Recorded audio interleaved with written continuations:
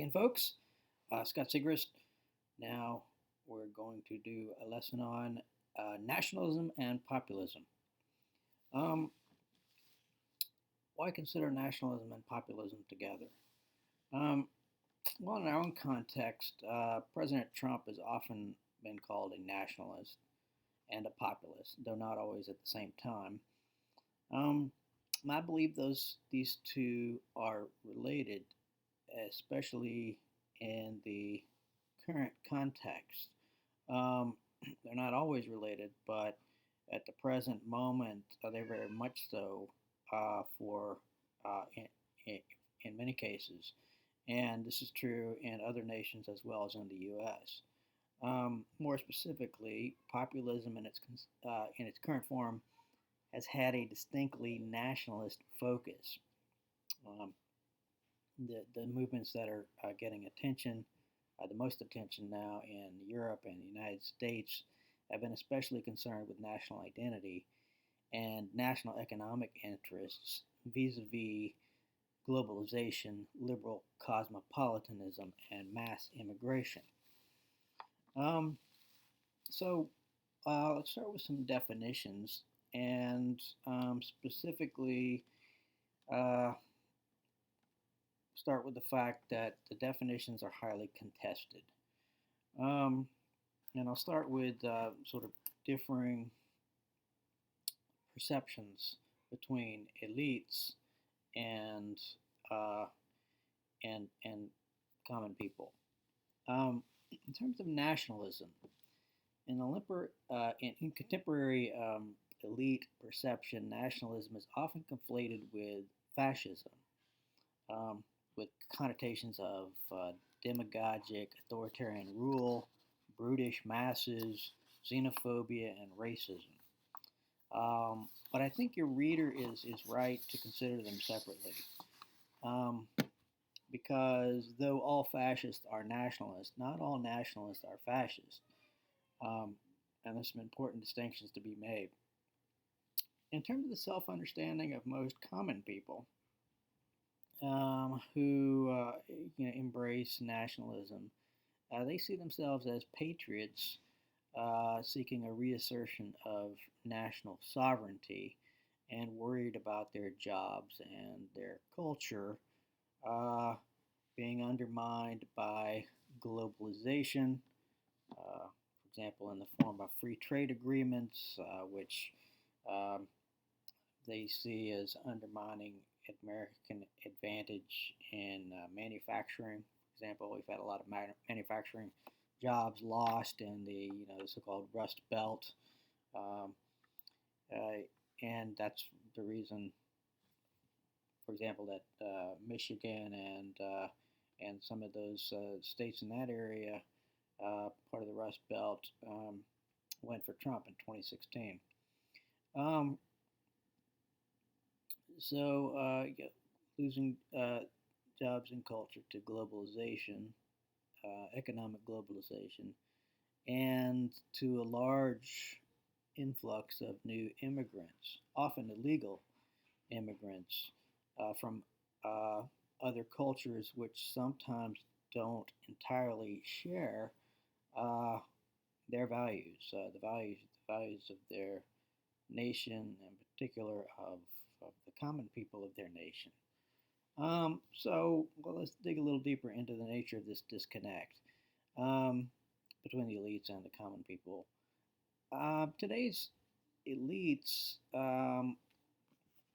are typically cosmopolitan, uh, meaning having an identification with the whole world as opposed to just their nation. They see themselves as citizens of the world and tend to de-emphasize national identity, um, seeing America first type nationalist economic policies as selfish and restrictive economic policies, restrictive immigration policies as xenophobic or racist, right?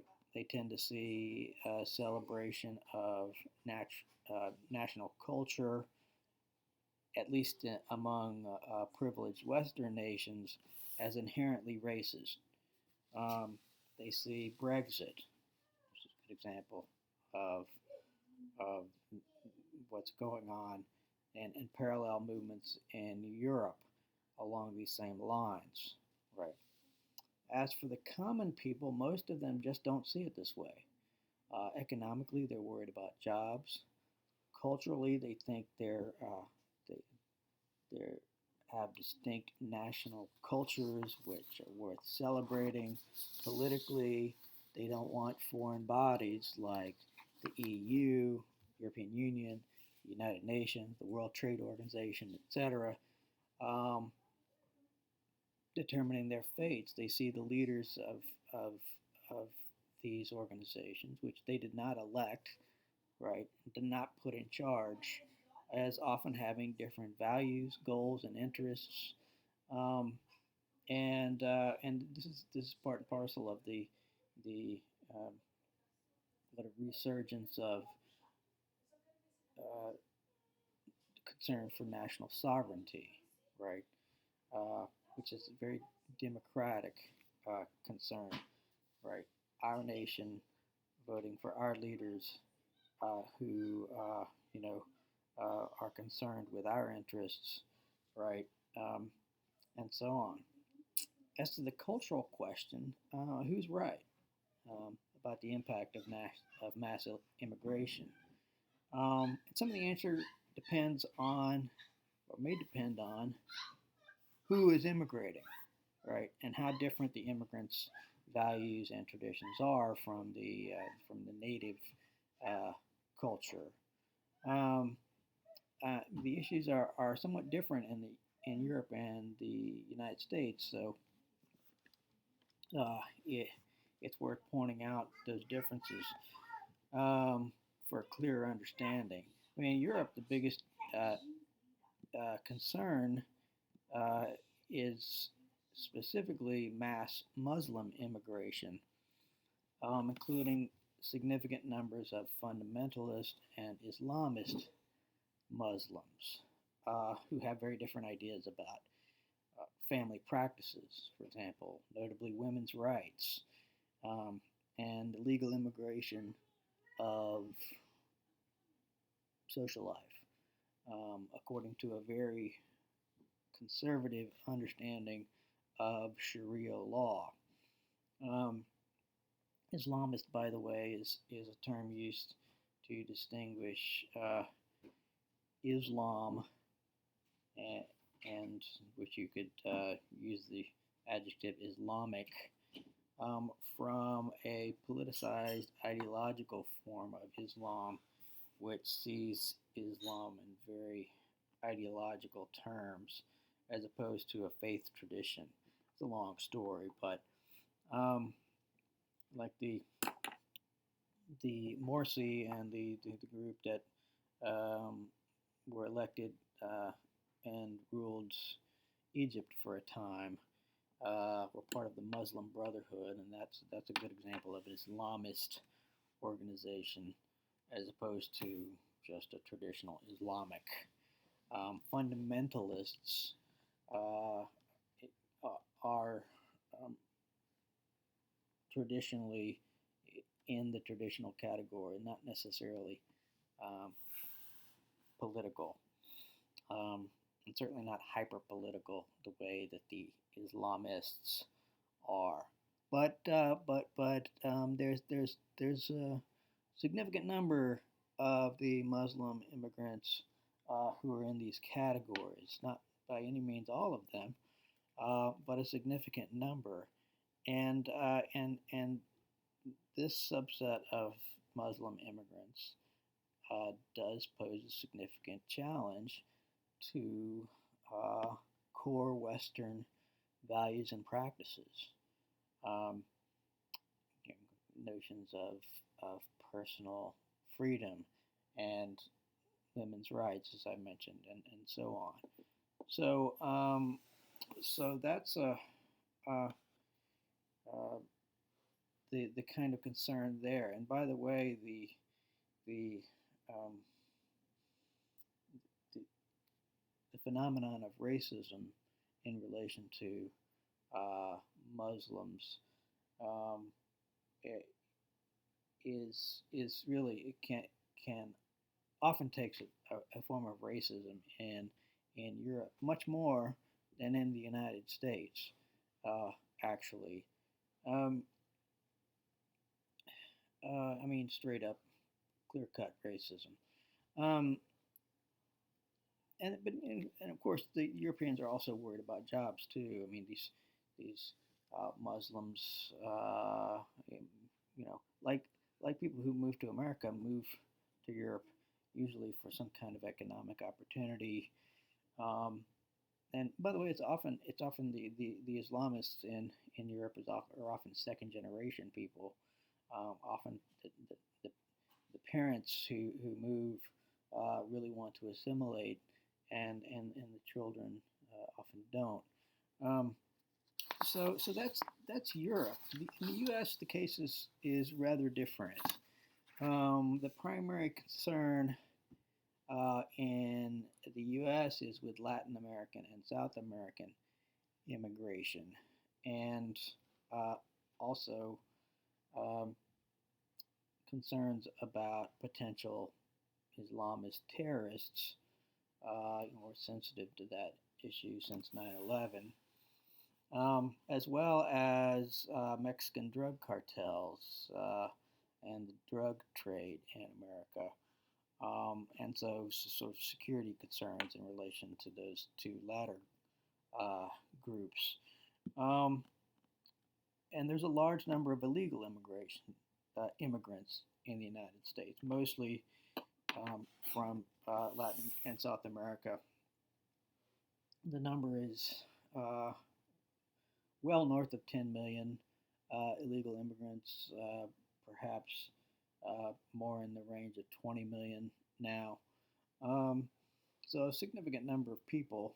Um, in relation to these immigrants, the biggest concerns, realistically speaking, are economic, um, stealing American jobs and benefiting from uh, government social services without paying taxes and expensive medical care without paying for insurance. For example, uh, it's it's not uncommon for some of these immigrants to instead of going to a regular doctor to go to the emergency room, which is much more expensive, right? And somebody's paying for those things, uh, if not those individuals, right? So that's the economic concern, and then there's the political concern. Um, Immigrants are commonly expected to be Democratic voters because the Democratic Party is sort of it's very much a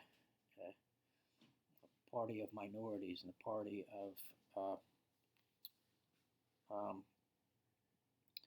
various groups considered to be disadvantaged, and so on, and um, and whether this is, I mean, there's a significant portion of the uh, loosely called Hispanic population that that is Republican, um, but but the majority, a good majority, maybe 60%, 70%, are Democratic voters, and so Democratic voters are very keen to welcome these immigrants in, including the illegal immigrants, and want them to vote.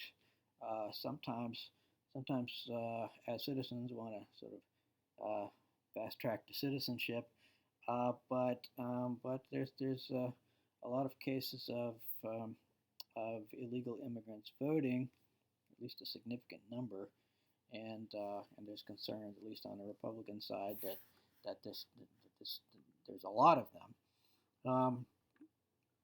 and and of course you don't have a legal right to vote as a non-citizen, um, and and so Republicans are also worried that illegal immigrants and possibly, if they're fast-tracked citizenship, um, immigrants, legal immigrants, sway the electoral process. So there's a lot of motives and a lot of, um, you know, without going into the accuracy of those perceptions, there is this political concern.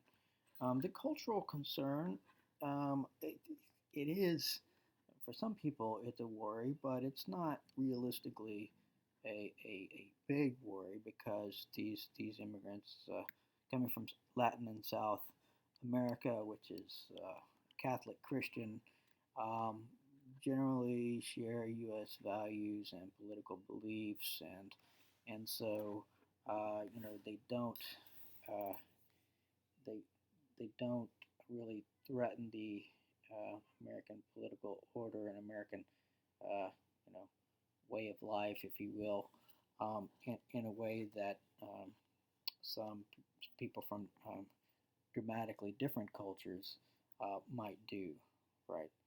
Um, some of this Latin, Latin and South American groups are more eager to assimilate into regular American life than others, but even to the extent that they maintain a sharply distinctive cultural community, um, it's really it's highly compatible in many ways. Um, so the nationalism in America really uh, has some important differences from that in Europe.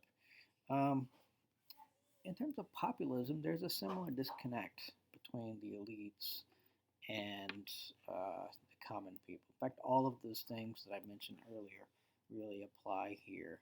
Um, the elites the elites see populism as a bad thing. They associate it with uh, you know demagogic authoritarian rulers, et cetera, et cetera. Um, but populism is uh, unlike nationalism. It's not strictly associated with, or certainly more associated with, the right. They're both left and right uh, populists, right? So I mean, uh, Trump is if Trump is a populist, so is Bernie Sanders. Um, so what are the differences here? I mean, the right version is definitely nationalist. Perhaps a better word than right here would be conservative, because many of these populist uh, nationalists are relatively non-ideological. They don't have any affiliation or association or even much knowledge about traditional conservatism, uh, movement conservatism, as it's sometimes called in America. Um, and so and so you'll see, for example, that as Trump appeals to this, uh, uh, Trump has said he's not going to try to make any reforms to uh, the entitlement system in the U.S. He's not going to try to reform Social Security, Medicare, and so forth. He's not going to touch them. Well, those conservatives have generally seen those entitlements as in um, desperate need of reform, as unsustainable um, in their current form, and you know uh, generally think a lot of those programs are uh, not necessarily in not necessary and perhaps can be significantly pared down. But that's not, I mean, Trump doesn't want to touch it, and most of these populists are quite happy with it too. So they're, again, non-ideological. But in any case, the right version is more nationalist. The left version is not nationalist. although it is anti-globalization uh, in relation specifically to liberal free trade policies. This is one thing that um, the populists on the right, or right of center might be better to say, and on the left have in common. They both uh, feel that uh, globalization has left many people behind and it hasn't benefited everyone equally and so forth. So it's just, an interesting point of overlap there. But the left populists, uh, well, the, the well, they're both anti-elitist too. This is another area of overlap, right? I mean, um, that's part of their populism. But they have different elites in mind. Uh, the for the right, it's government and liberal elites, including academic elites and the media and entertainers and so forth, Hollywood, right? Who all tend to be, uh, well, they're certainly collectively uh, more to the left than the average uh, citizen, right? On the left, the elites that they are opposed to are economic elites and perceived conservative power structures in society, right? Uh, the perception on the left, according to a form of um, cultural version of Marxism, which I've talked about in my Marxism lecture, um, they see racial power structures and patriotic power structures and imperialist power structures and so on, which they associate with conservatives and the corrupt status quo and everything. So you have populists on the left and the right, um, and only one of them, the right-leaning one, at least on this point, on the value of nationalism, national identity, um, it falls into that nationalist category. All right. So here's these some contested views. Um, can we grope our way towards more adequate definitions of these terms? Well, let me offer a few suggestions, and I'll start with populism. Um, I would define populism as a political orientation that is anti-elitist and claims to represent the interest of the common man, all right, so-called common man. And in practical politics, it tends to take the form of mass popular support for a champion of the people, right? Trump is this for the nationalist, and Bernie Sanders is this for the um, left populists, right? Um, but you can see this in, an older example, classic example in the American context is Andrew Jackson, right? Andrew Jackson presented himself and was seen by the people as representing the common man, as opposed to the old crusty establishment elites, right? And so on. And so, insofar as as populism is an ideology, it has no definite political content. Right? It can be on the left or the right, and it's compatible with radically different agendas. And so, for that reason, it's always combined with some other ideology, right? But at its core, the essence of populism is anti-elitist and claims to represent the interest of the common man. Um, Nationalism. I would define nationalism as a political orientation or ideology taking national identity as a primary identity, trumping, if you will pardon the term, other identities, right, such as global, regional, religious, class, other identities, right? Um, though it may understand uh, the nation in religious or ethnic or other cultural terms. So nationalism also has no specific content because it's relative to particular nations, right? All having different cultures and traditions. So a nationalist in the United States and or in the United Kingdom is going to be different from nationalism in France or in Russia or in some Latin American country or so forth, right? Um, that's this is true of conservatism too, right? It's a relative term. What are you trying to conserve? Uh, so a nationalist is going to champion whatever they understand to be especially characteristic of their nation. And in the United States context, that's a liberal tradition, right? Liberal, broadly speaking, including conservatives. Um,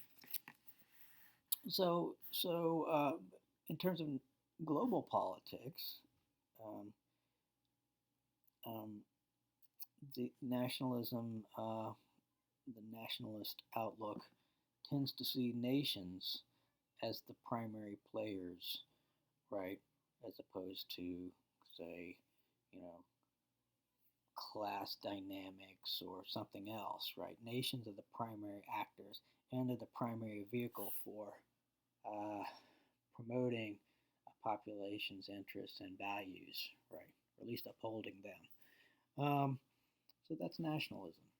Um, some historical notes on the development of nationalism might help to uh, flesh this out further and to understand what's going on.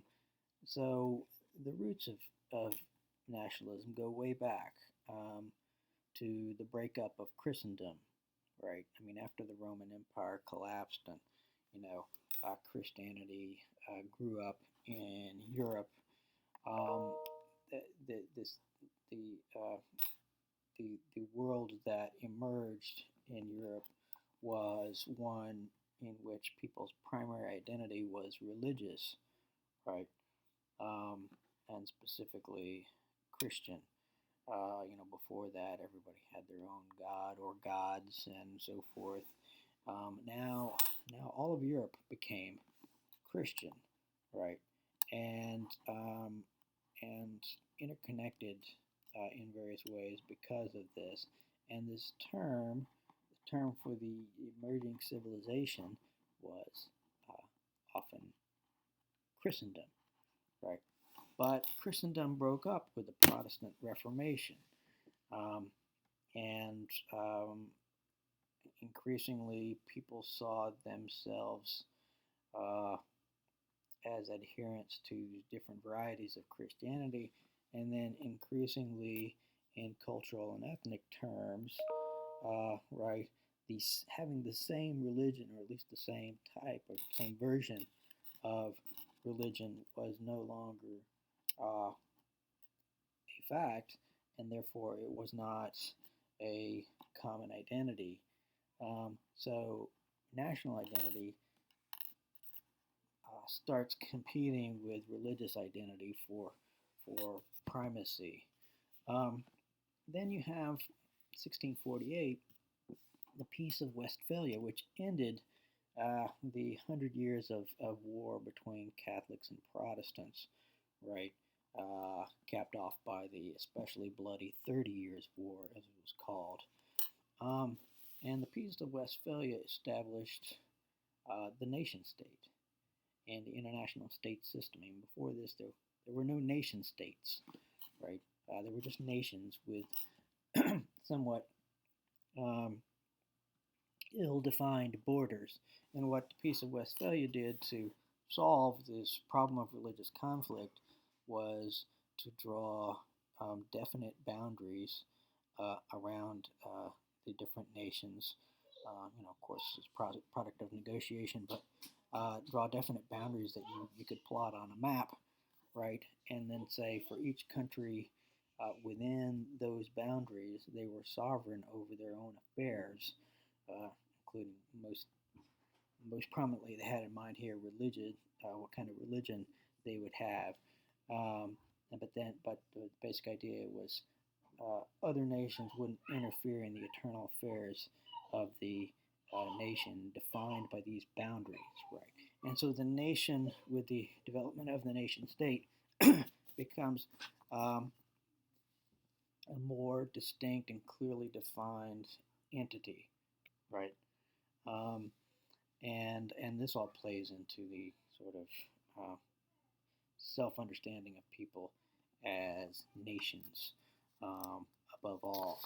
And then you had 19th and 20th century Western imperialism and World War One, excuse me, which, in addition to redrawing the European map, carved up a lot of non-Western, um, the non-Western world into nation states, and not always along um, ethnic cultural lines. So some of these entities created by the West had different populations with very different cultural identities, and that has been a source of conflict, and also um, uh, something that made it difficult for populations of these nations to uh, establish some kind of sense of common values and and the common goals and so forth.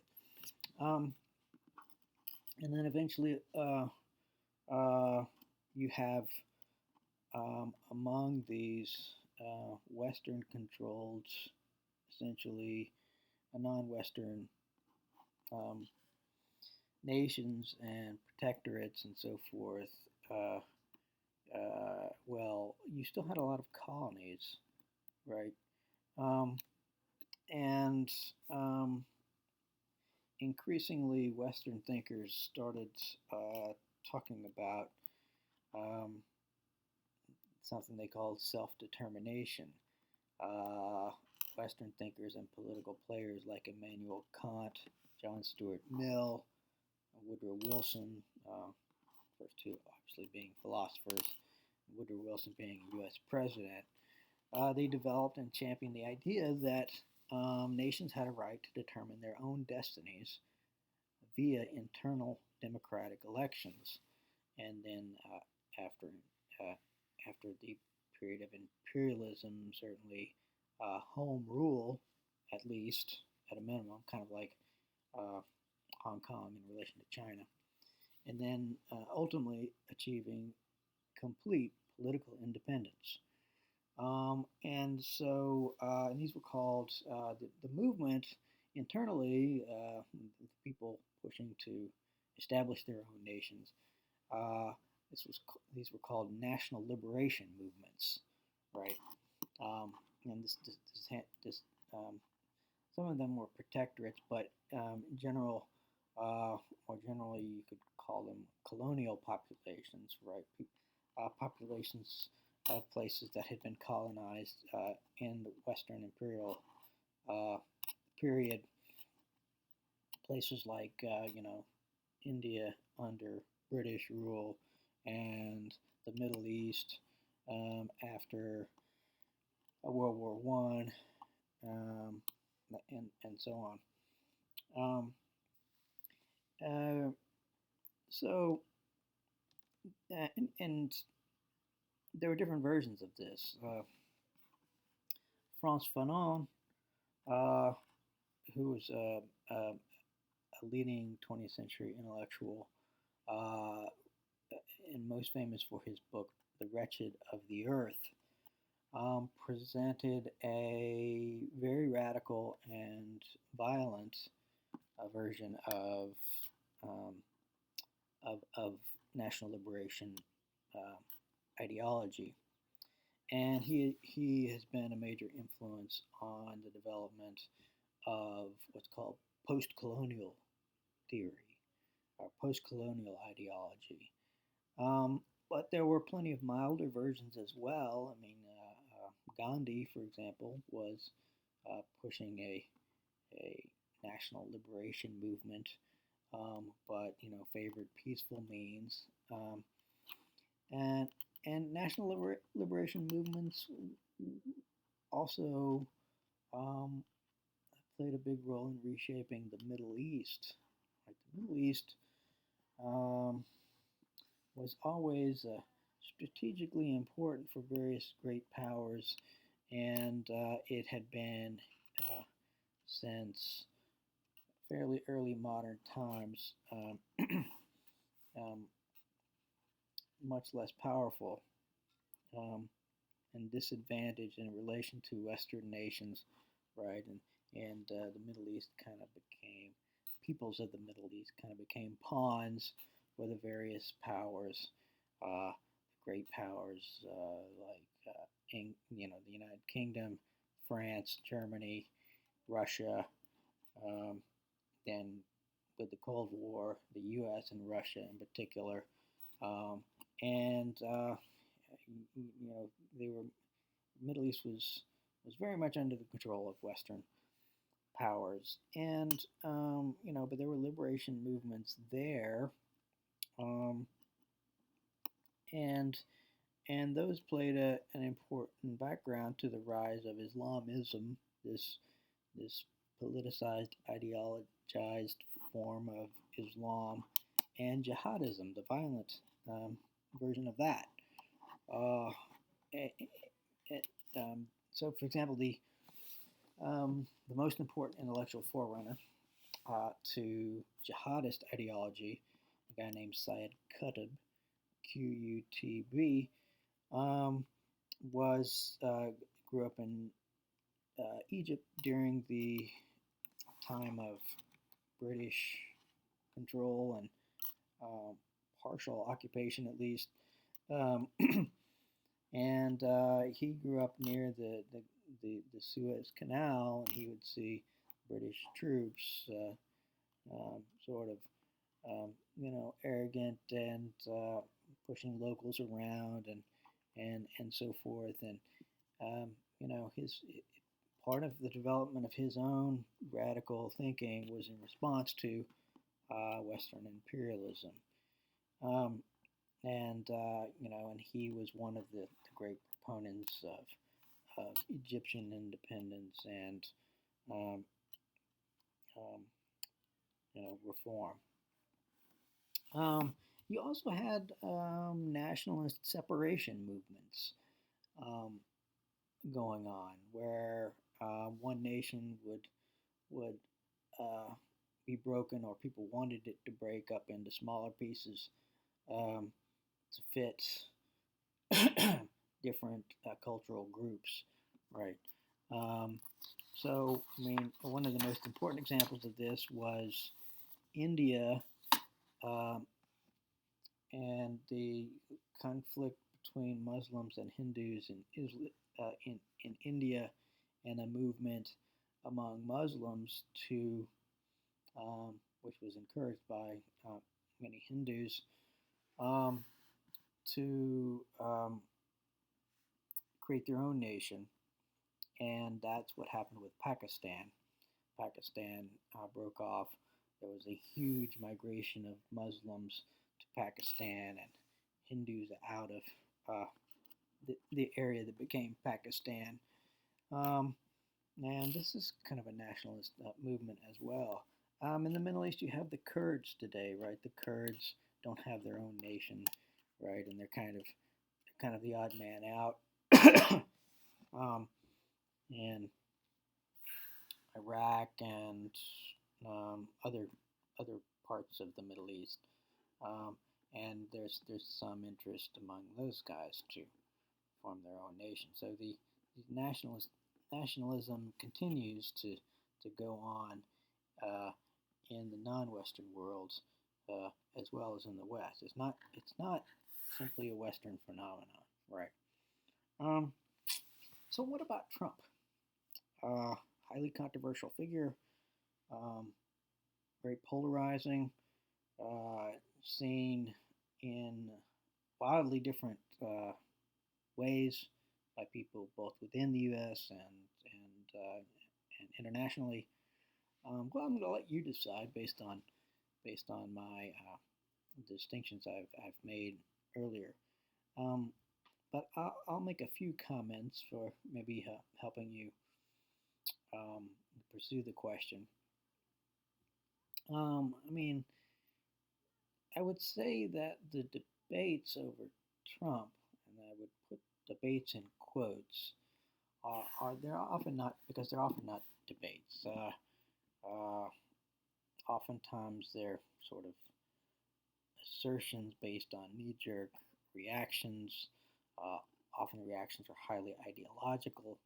They're seeing that Trump through highly ideological lenses, and even the more substantive debates have often generated more heat than light, um, because the kind of distinctions I've been making here about nationalism and populism and so on, what they mean, um, have not been made. Um, and and rare indeed are those individuals who um,